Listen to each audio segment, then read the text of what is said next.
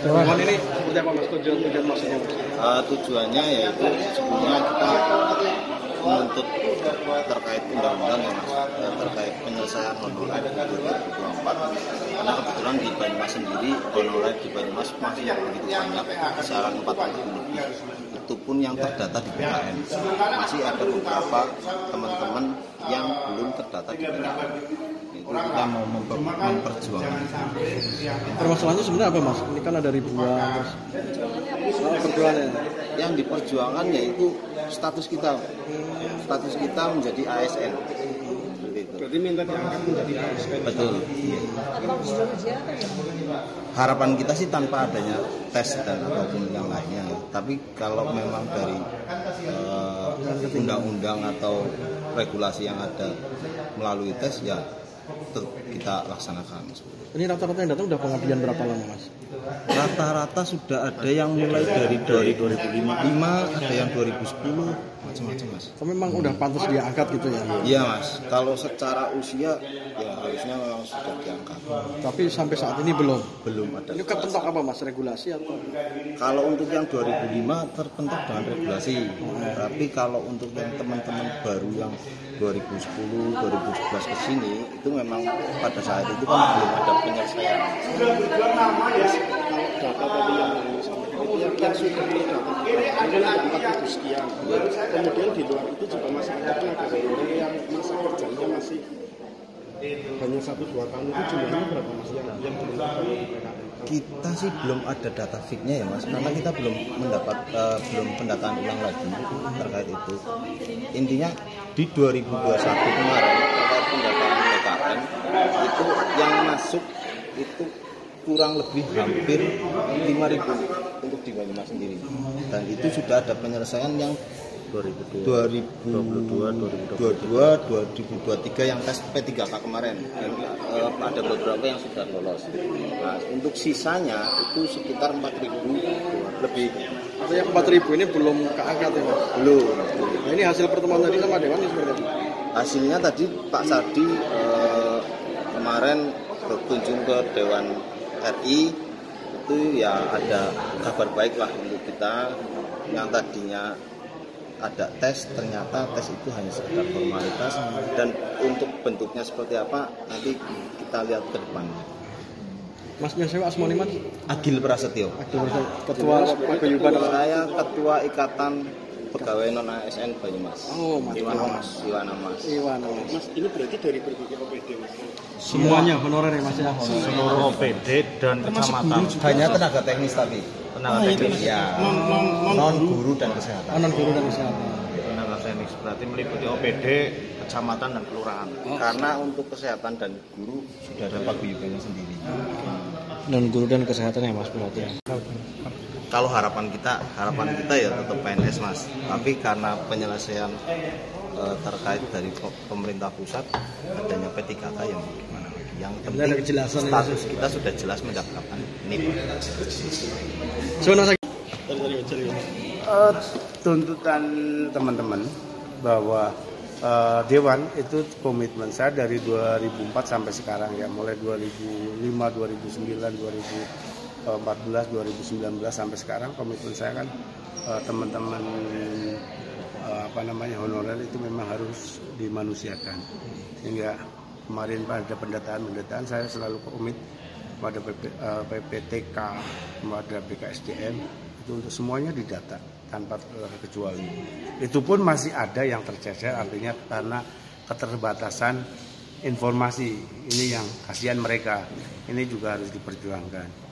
Nah, data kami kan ada 5.848, sudah diangkat 1.600-an kurang lebih dari 2021, 2022, 2023. Sekarang tinggal 4.222 yang terverifikasi dan validasi, datanya ada di BKN. Sama, itu saya cross check di pemerintah daerah, di BKN, di Menpan itu sama. Kemarin saya dari sana. Nah, ini di tahun 2024 yang notabene Banyumas itu hanya menyampaikan ke pemerintah pusat 1.366. Nah, padahal Undang-Undang Nomor 20 tahun 2023 bahwa seluruh tenaga honorer di Republik Indonesia kurang lebih 1,7 juta itu akan diangkat di tahun 2024 Desember. Nah, ini bagi yang mereka dari 4.222 hanya diajukan 1.366, kan tinggal 2.856. Ini dikemanakan? Kan begitu. Ini yang kemarin saya konsultasikan, ternyata di pemerintah pusat itu semuanya akan diangkat. Kalau yang 1.366 itu akan tes secara formalitas, kemudian yang selebihnya karena mungkin waktu akan diberikan NIP dengan sistem paruh bayar atau paruh waktu. Begitu. Nah, yang menjadi kendala, saya juga tidak lepas dari Menpan itu saja, tapi kami juga ke Komisi 2.